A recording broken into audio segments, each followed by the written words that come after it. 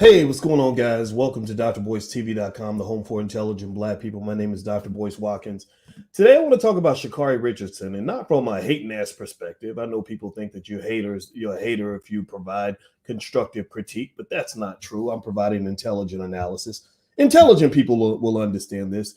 I want to talk about the $100 million loss that Shikari has endured as a result of let's say less than strategic, perhaps youthful choices. So get comfortable, buckle up a seatbelt. We're going to get started on drboystv.com right now.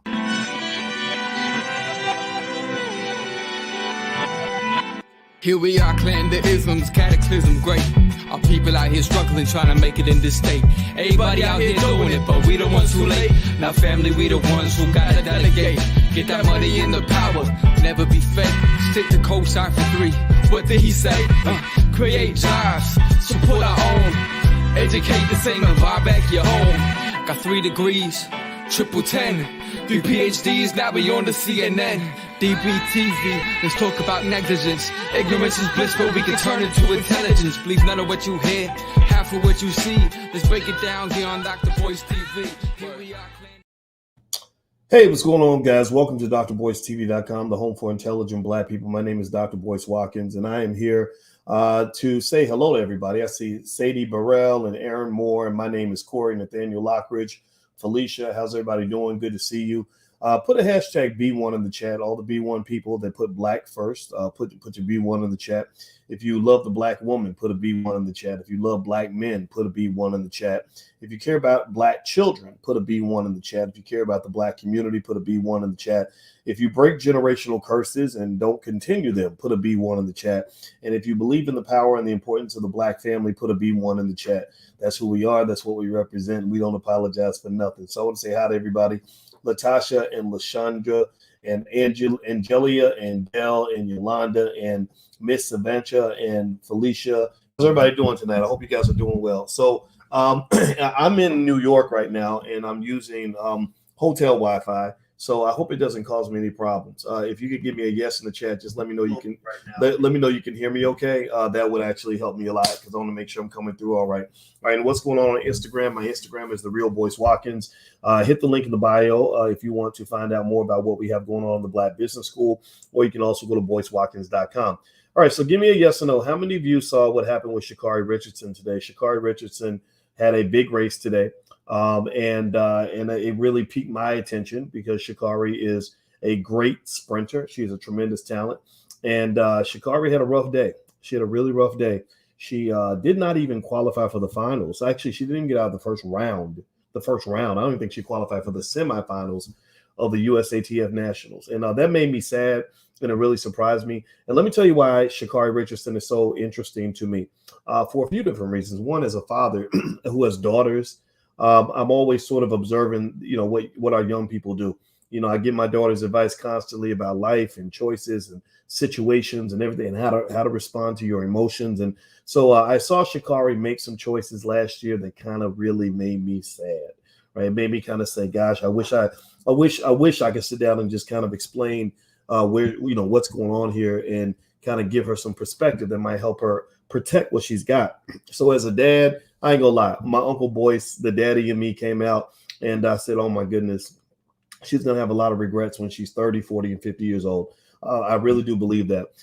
Now, the other piece of the other 3 reasons why I have an interest in Shikari are: one, I just have a general interest in Black people and what we're doing and what matters for us. Number 2, from a wealth perspective, Shikari has blown probably $100 million in opportunities, potential endorsements.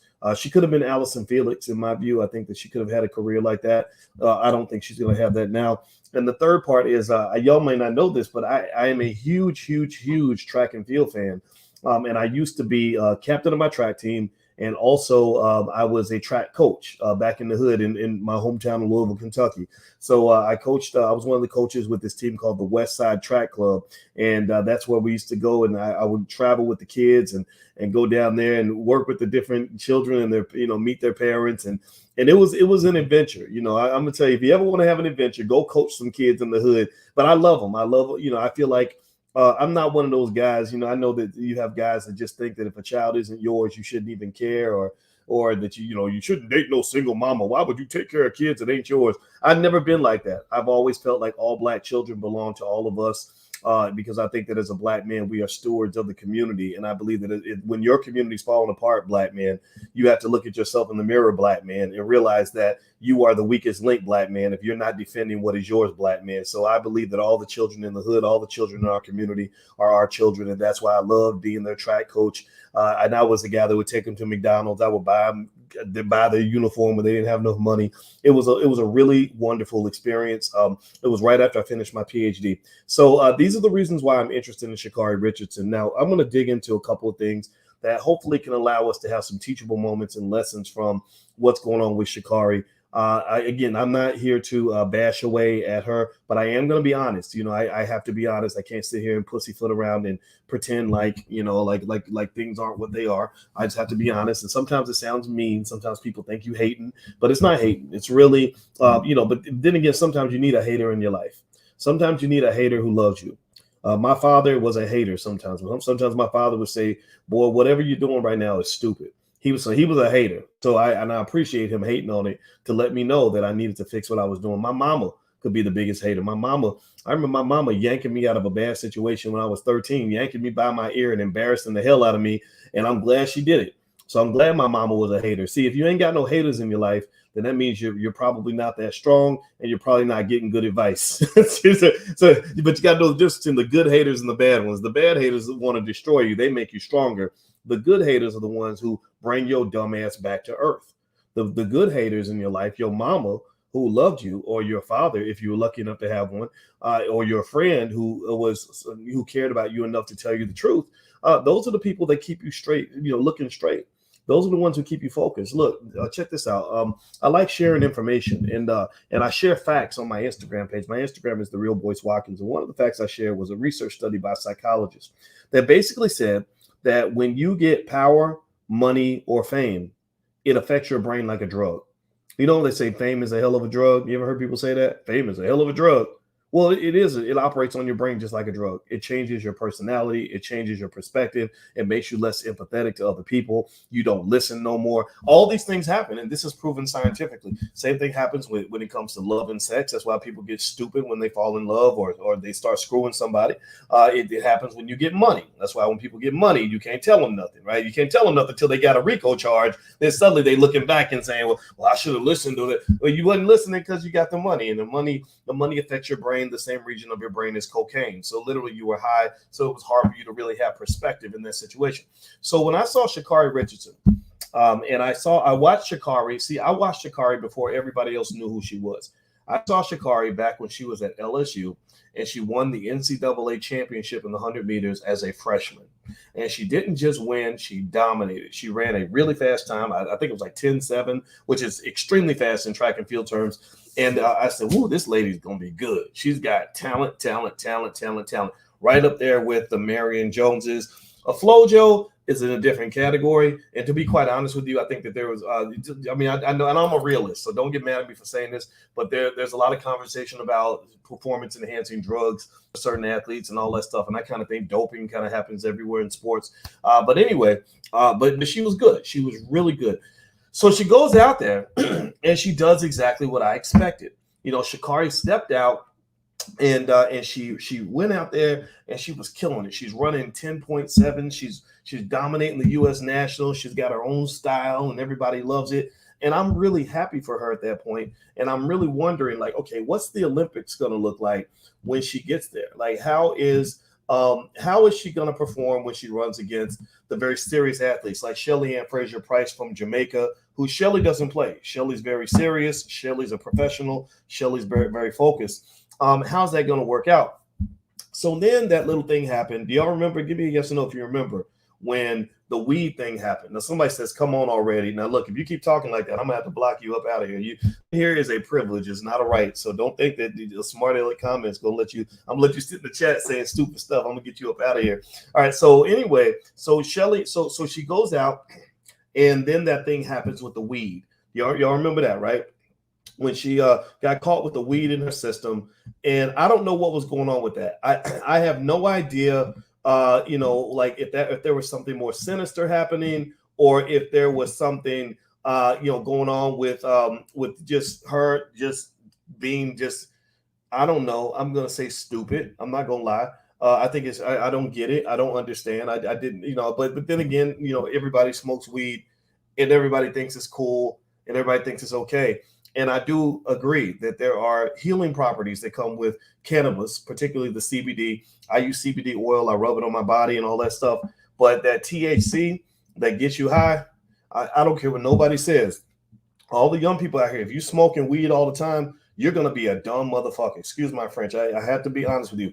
Your brain cells are dying if you're constantly high, if you're constantly smoking. I'm not saying Shikari's in that category. I'm not saying that at all.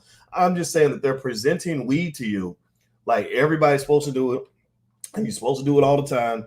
And ain't nothing wrong with waking up with smoking for lunch, smoking for dinner, and smoking before you go to bed. Go read the research. Don't believe me. Go read the research in terms of what that does to you in terms of your motivation. I talked to a young person I mentor who smokes weed constantly, and one thing that she said was, she said, I just don't have any ambition. I don't have any motivation. I said, yeah, because you're getting high all day. I mean, why would you have any motivation? You have basically embraced what psychologists refer to as a pleasure-seeking lifestyle. You seek comfort and pleasure. So things that involve hard work or discipline or sacrifice are of no interest to you. So ultimately what I would say is, don't just go along with the crowd. Don't just do what everybody's doing. Don't just do stuff because your favorite rapper told you that's okay. No, you need to think about your life. And I'm just telling you, when you're messing your brain up with all these drugs, man, it just kills your ability to be competitive. It hurts your ability to compete with the white man. It makes you more vulnerable to all kinds of racism. It makes you easier to oppress. If you ever want to be oppressed, just stay high all the time. Stay ignorant. Don't learn nothing. Don't read no books.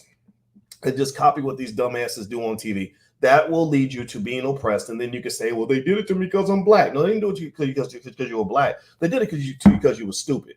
So don't be stupid, period. All right, so anyway, that's the hater in me. I'm going to be a hater today because I'm going to tell you all the truth. Now, with Sha'Carri, I don't know the extent of her whole weed thing. I didn't get it. I felt like she had a lot on the line. It didn't make sense. But here's the thing. Pay attention. Now, this is from a business standpoint. That weed thing worked out really well for her. It really worked out for her. I mean, she really gained the sympathy of the world.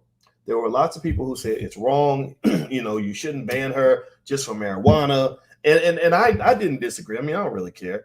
It's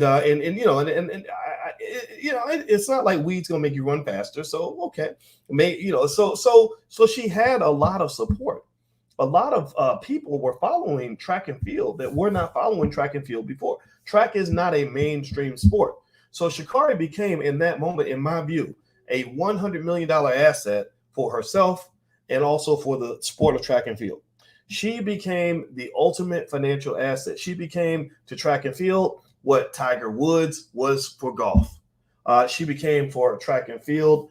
Perhaps I'm trying to think here what a Mike Tyson would be for boxing. What a Michael Jordan is for basketball. When you talk about somebody who brings people into the sport who weren't in there before, that's a very big deal. So Sha'Carri really had the sympathy of the world. Now somebody says, Doc, her mom died. Yeah, her mom died, but it wasn't her mom. It was her biological mom. Now think about this. If your mother dies, and you're not going to say my biological mom, you're going to say my mom, right? So when she says my biological mom, I honestly, I'm going to tell you the truth. I didn't really buy into this idea that I had to smoke weed because my mom and dad. I believe she would have been smoking weed regardless. And I'm saying that not because I'm trying to be mean, but because when you say my biological mom, that to me says that there's a distance between the two of you. Give me a yes or no if you know what I'm talking about. If you talk about your mama, you just say my mom. You don't say my biological mom. So from what I understand, Sha'Carri was raised by her grandmother. And so I don't know what the deal was with her biological mom. I honestly believe that biological mom piece was brought in by her PR team to say, okay, here's how we're going to spin this. Here's how we're going to make this sound good on Good Morning America that will give you sympathy. And I think that's cool. I think that's smart. I think that was very strategic. Now, here's where things started going downhill. So everything's going well for Sha'Carri. She's getting all this attention. She's really bringing people into the sport. And I'm excited because I've always been a track and field fan.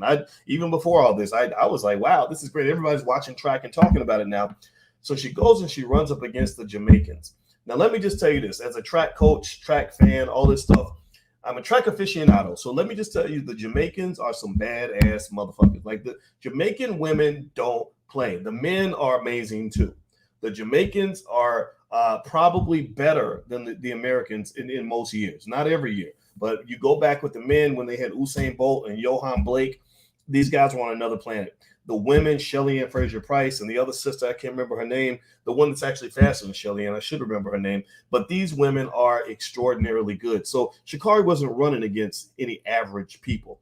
So Shikari lines up and she runs, and something goes wrong. I mean, her time was way off what she normally runs. It wasn't like she just had a bad day. It's like when you go from running 10.7, I ran track. I couldn't run a 10.7.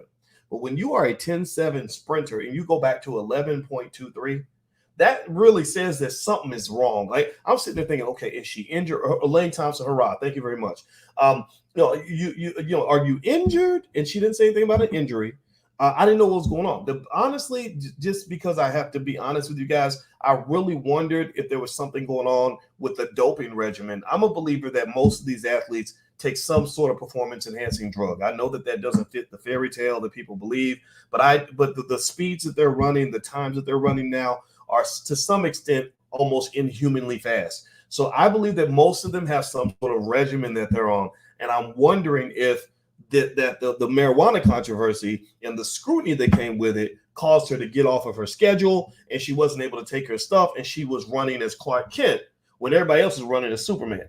So again, I'm not here to say that's true one way or the other, but one thing I think is really interesting about track that I really just think is dumb, to be honest with you, is I remember feeling so bad for Marion Jones. Anybody remember Marion Jones? Marion Jones was a sister who killed the Olympics, was an amazing athlete, and then she got busted using drugs, and they talked about her like she was this terrible person, she was unethical, she was a bad human being. That's bullshit. A lot of those sprinters were using dope. In fact, I bet the reason Marion had to use drugs is because all the other athletes were using drugs and they started beating her. So Marion Jones, to me, I never saw her as a bad person. I just think that that's just kind of the sport that they're in. It is what it is. So Shikari, where things really went bad, wasn't just the loss. It was the way she handled it. And I was really kind of just stunned when she got in there and just really started talking all that smack, almost in a very defensive way.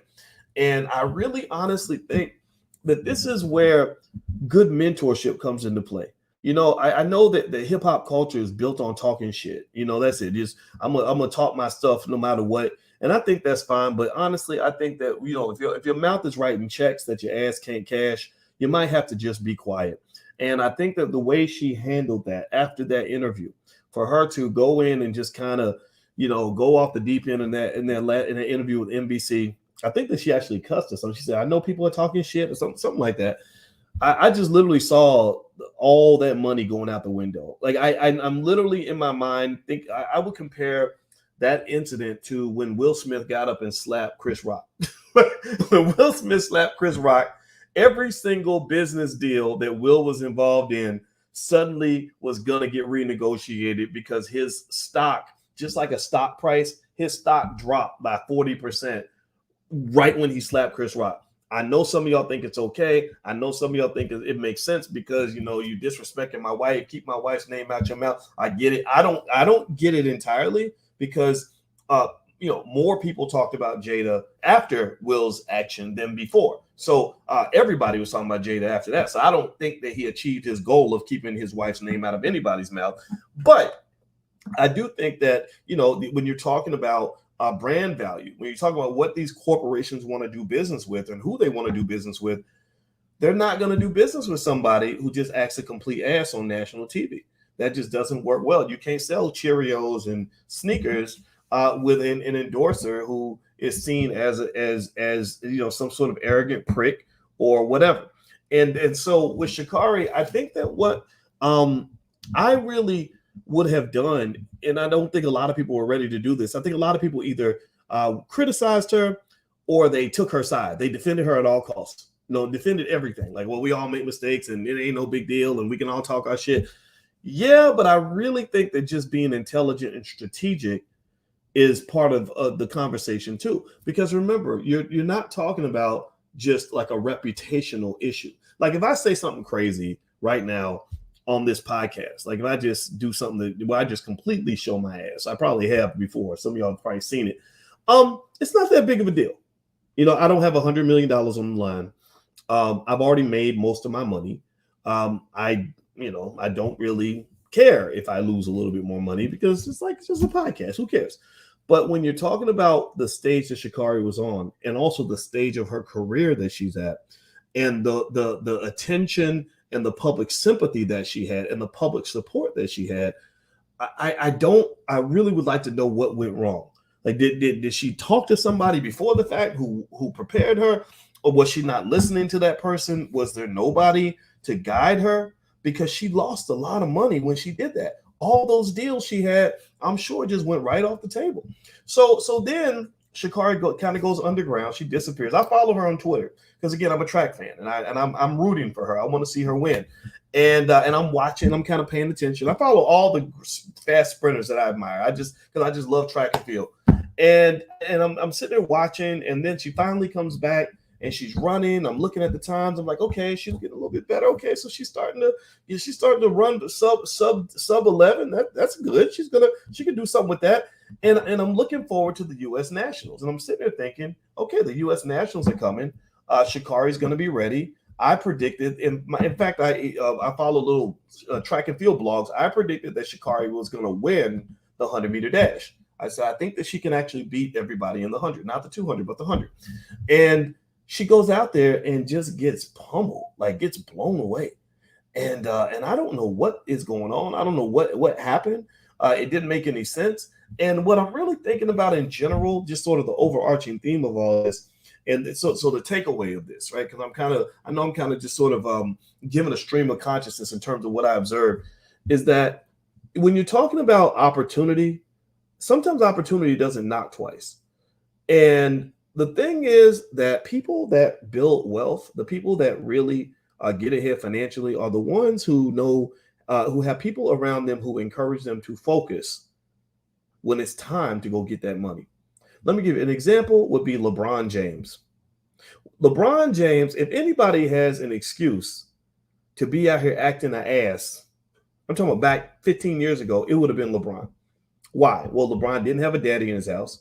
His mama, he had a single mom who he was in poverty. His mother is not the most mature person in the world. She's honestly, at least back in the day, she was a little bit ghetto. I think that LeBron's mama was dating one of the players or something crazy like that, right? And so LeBron easily had excuses to just be, a knucklehead, just take absorb the nigga culture and just kind of act a fool and kind of ruin all of his opportunities and mess everything up. But for whatever reason, this young man, his brother, I had so much respect for him at the age of 16 or 17 because he carried himself with a tremendous amount of discipline, humility, and maturity. He was a very confident basketball player, but he wasn't loud and stupid and ignorant and deliberately sabotaging his opportunities. LeBron has handled his career, in my view, about as well as any athlete ever could. Even with Sabrina and his family right by his side, it's beautiful to watch. And I mean, again, remember, he could have been in the club throwing up dollars and hanging out with strippers and hookers and getting into situations. He could be looking like Deshaun Watson. Deshaun got, I think, $260 million on his next contract. He's going to lose about $100 million of that, paying off all these lawsuits. So LeBron, what I like about LeBron is LeBron gave young guys a view of manhood from an athlete that I hope guys will pay attention to. I really think that when we talk about culture, I don't really like the idea that we tie black culture to hip hop culture, because some parts of hip hop culture are ignorant and fucking retarded. Seriously, I hate saying it like that, but it's just, some of it is just stupid. It's built on being as dumb as you can be. If you speak in any kind of complete sentence, then something's wrong with you. If you love a black woman, you a simp. You know, if you if you ain't out wasting your money and destroying your life, you ain't keeping it real. Like, who taught you that nonsense? And I didn't mean to cuss everybody. I apologize if you're offended by my cussing. I can't say I care. Maybe I'm being ignorant. Maybe this is my version of ignorance. But I really, when I watched Shikari, I saw Shikari doing what happens with a lot of athletes when they become super famous. They start hanging out with rappers. It goes way back. Even Ali and Sam Cooke and all, he would hang out with he was an athlete. He would hang out with musical performers. Then you had Mike Tyson and Tupac hanging out. Then you had Jay-Z and LeBron, and you have Drake and LeBron, right? So you have athletes and entertainers kind of hanging out together, right? So she becomes this great athlete that everybody's talking about, everybody's paying attention to, and then suddenly she's like blending in with hip hop culture. She's being followed on Twitter by Nicki Minaj and all these things that kind of build your ego and kind of make you kind of act out and think that you're invincible.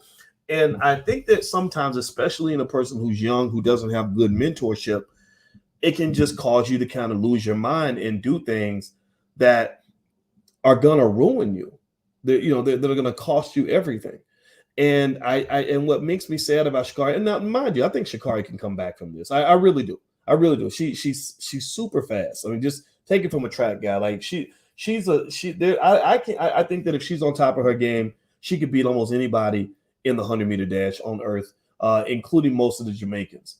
So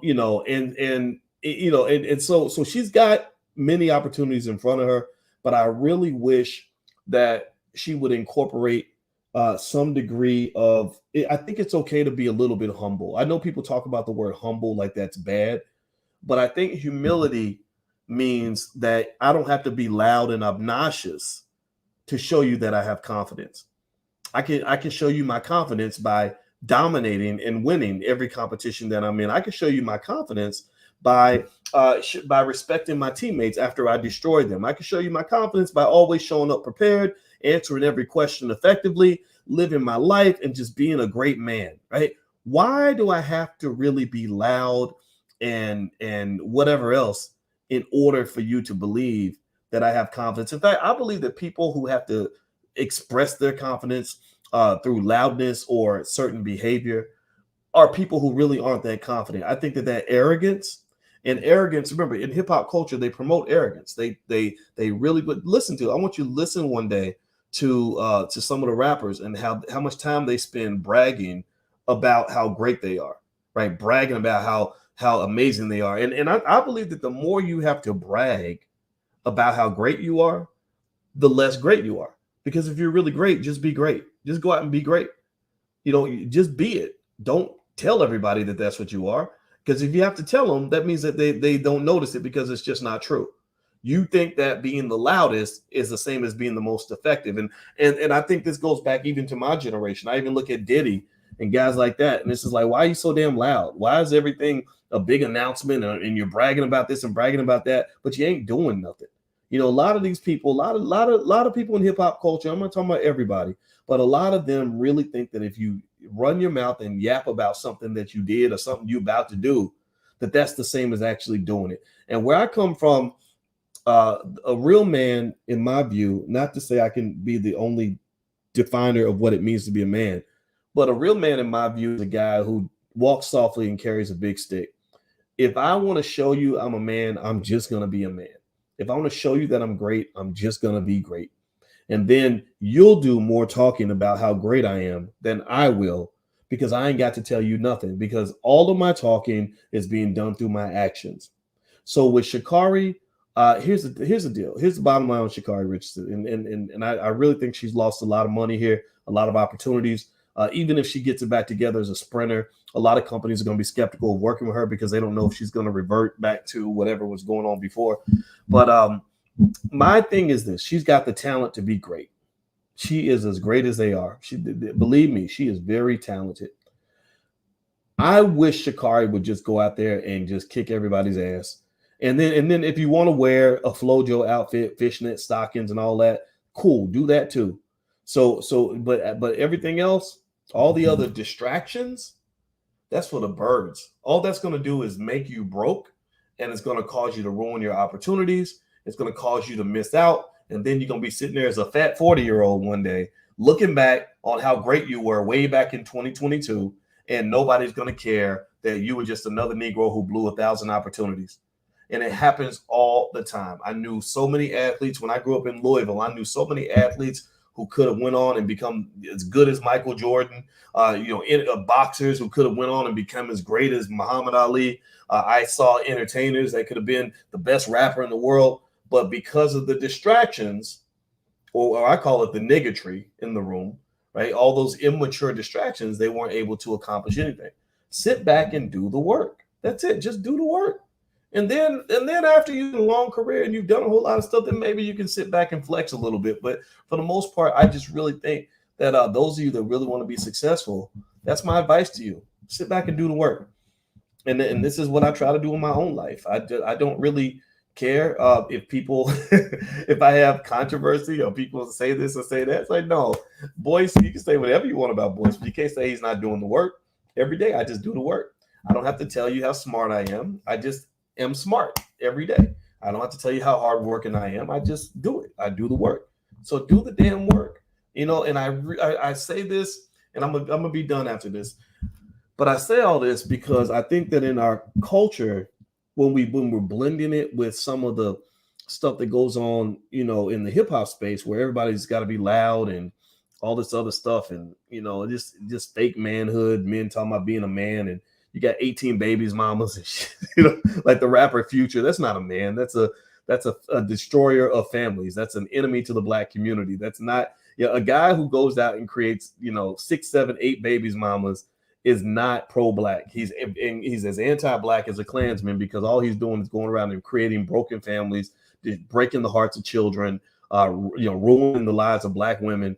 Why in the hell would you look up to a man like that? What in the world makes you think that this is on any level a human being that is pro-Black or benefit to the Black community? There's nothing beneficial there. And so back to racism. I think that because white folks control the media and because they think that you are clowns, they think the Black man is a joke, they promote jokes. They promote men who are jokes. Now, what I think about Nick Cannon, I think, with Nick Cannon, I'm still trying to figure it out, because Nick kind of does he does a lot of different things. Like Nick does some of the things that he tries to do to be Black and intelligent. But I think also with Nick, one of the things that made me really lose a lot of faith in Nick was when Nick buckled, when the Jewish community put so much pressure on him for the interview with Professor Griff.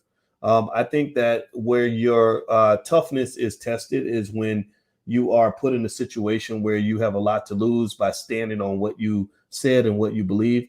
And Nick was not ready to stand on that. Nick, he didn't just apologize for what he said with Professor Griff. He apologized several times.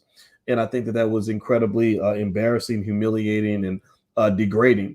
And what I wish is that, and again, but that's where being blustery and loud comes into play. A lot of people are very loud when it comes to like the pro-Black talk, but when it comes to like really, really making a sacrifice, they're not ready to really make a sacrifice. It's like the difference between a real soldier versus the guy who says he's a soldier. Real soldiers don't necessarily have to talk a lot. In fact, they don't even want to fight, but they're ready for a battle. They're ready to go out and do what's necessary in order to get the job done. It's the guy who talks the most about being a soldier who usually isn't ready for any kind of battle. So I think that in our community, I think we could benefit from having more soldiers for the community, whatever that means to you. So I think at the very least, when you're talking about raising kids and all this stuff, just do the work. That's it. Just do the work. And then also that will play out extremely well for you when you're talking about success and achievement and wealth and everything else. You ain't got to be loud about it. Just go do it, and then be loud about what you did if you want to, if that's what you want to do.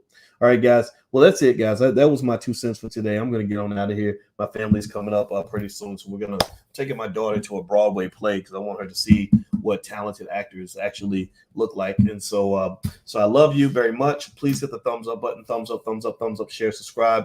If you want to join our next Black Wealth Bootcamp on July 7th, just go to boycewatkins.com. or on Instagram, hit the link in the bio, and it's right there at the top. So feel free to pop in and hang out with us. All right. I love you guys. And again, All respect to Sha'Carri Richardson. I wish her the very best. She's really, really talented, and I really hope that she gets some good advisors that can get her to take advantage of whatever opportunities are left. It's not over for her, but I do think that her big opportunity might have gone out the window, and that's my 2 cents. All right, have a good night, everybody. Love you. See you soon. Peace.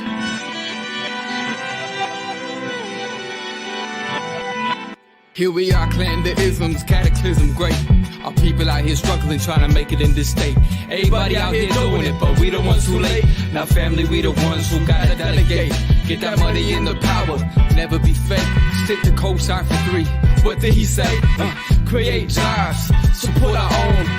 Educate the same and buy back your home. Got 3 degrees, triple 10. 3 PhDs, now we on the CNN. DBTV, let's talk about negligence. Ignorance is bliss, but we can turn it to intelligence. Believe none of what you hear, half of what you see. Let's break it down here on Dr. Boyce TV. Here we are.